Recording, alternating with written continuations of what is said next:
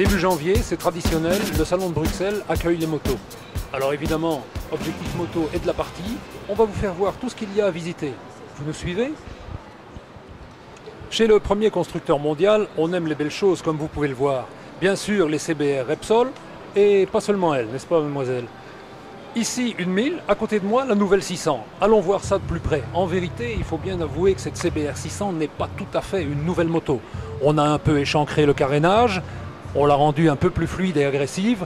Au fond, la banque d'organes du Moto 2 en MotoGP, c'est quoi? Eh bien, c'est essentiellement une machine qui a gagné une Big Piston Fork, c'est-à-dire une fourche qui va travailler de manière à optimiser les entrées en courbe. Avec une histoire aussi riche que celle de Honda, comment ne pas évoquer la mode néo-rétro? Honda l'a bien compris et nous sort cette année une CB1100 magnifique, il faut le dire, vue de près. C'est une pièce d'orfèvrerie qui ravive bien des souvenirs, par exemple chez notre caméraman qui est un ancêtre, n'est-ce pas Andy, comme chacun le sait.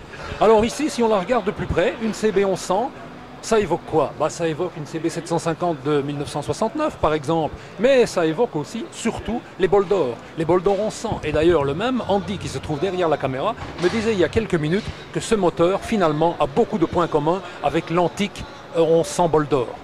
À voir, à essayer, nous le ferons pour vous, comptez sur nous. Bonne nouvelle en provenance du Japon, le premier constructeur mondial s'intéresse à la crise qui frappe l'Europe. Alors pour y répondre, 3 versions de l'ancienne CB500, rebaptisée, revue, et même derrière moi, une CB500 RR.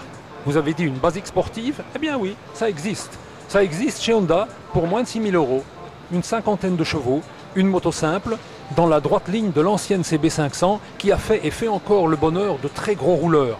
Ça ne peut que marcher à notre avis. Désormais, ça bouge aussi chez MV Agusta. Après la parution en 2012 du 3 cylindres 675 qui a fait peur à tout le monde et que vous voyez à côté de moi, voici une brutale en version 800. Toujours un 3 cylindres, une cylindrée augmentée, on passe à 800, on gagne dans l'aventure une quinzaine de chevaux pour un poids qui reste contenu à 167 kg et un prix de 11 300 € compétitif. Voilà de quoi faire mal au Phaser 800 ou au Kawasaki Z800 qui viennent de sortir cette année-ci. En tout cas, ça en jette. Pour la séquence suivante, nous allons tâcher de prendre l'accent autrichien puisque nous sommes chez KTM.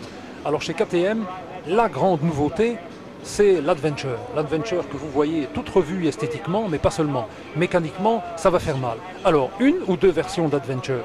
Il y a 2 versions, donc on a la version standard qui est celle-ci, et puis il y a encore une dérivée qui est plus appropriée pour du tout-terrain. Alors je vois que 150 chevaux, 212 kg, clairement KTM veut se situer en haut du segment. Oui, on veut être la nouvelle référence dans le segment du trail. Effectivement, les chiffres parlent pour eux. On est les plus légères et les plus puissants. Même si pour le moteur, les dérivés de la RC8, on a essayé de ne pas vraiment développer une bête hyper puissante, mais surtout travailler sur le confort dans tous les régimes. En tout cas, à voir les motos, on peut vous dire que ça a l'air tout à fait réussi. Et puis il y a aussi une petite dernière sur le stand KTM qui se trouve là-bas derrière nous, vous la verrez sur la séquence, c'est la Duke 390. Qu'est-ce qui explique son apparition? La Duke 390 est en fait, elle vient compléter la famille des Duke. Donc on a lancé l'année passée les 125 et les 200 Duke, la 690 aussi, ce qui était un énorme succès pour KTM. Et ici vient s'ajouter la 390 Duke qui est, je pense, une alternative parfaite pour les scooters maxi.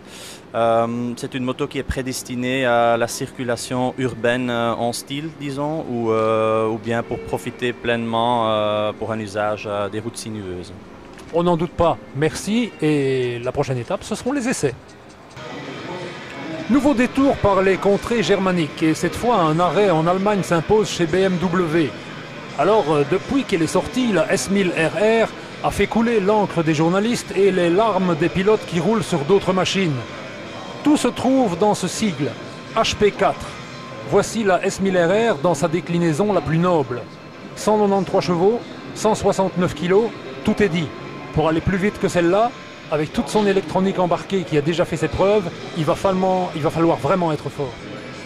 Et tant qu'à produire une HP4 sur base de la S1000 RR, autant en faire une version encore plus proche du monde de la course. Si vous regardez celle qui est ici à côté de moi, vous y trouverez énormément de carbone, vous y trouverez des maîtres cylindres Nissin directement venus du monde de la course. Et regardez-moi un peu ces platines repose-pieds et ces commandes. Sans parler même de l'équipement titane de chez Akrapovic. C'est de la belle ouvrage, vraiment. Et que pensez-vous de cette commande de shifter? Plutôt jolie, n'est-ce pas? Il faut le dire. Allez, on a hâte de rouler dessus. 30 ans qu'elle écume les pistes et les routes. 30 ans qu'elle satisfait les motards. 30 ans qu'elle est en tête des ventes des trails. Et voilà la 1200 GS dans une version qui évolue vraiment, avec notamment le refroidissement liquide. Plus de chevaux, plus de couple, et les recettes qui ont fait le bonheur de tous les BMWistes depuis très longtemps, dual lever, paralever, une machine exceptionnelle, qu'on aime ou qu'on n'aime pas au niveau esthétique, mais qui risque bien de rester au sommet encore longtemps. Avant de quitter le stand du constructeur bavarois, un petit détour encore sur la F800 GT. C'est en quelque sorte la GT low cost selon BMW. Le moteur a été retravaillé grâce à l'influence de Husqvarna, il est donc plus puissant qu'auparavant et différents artifices ont été attribués à la moto pour peaufiner ses aptitudes grandes routières. Le résultat est assez convaincant et le prix reste contenu.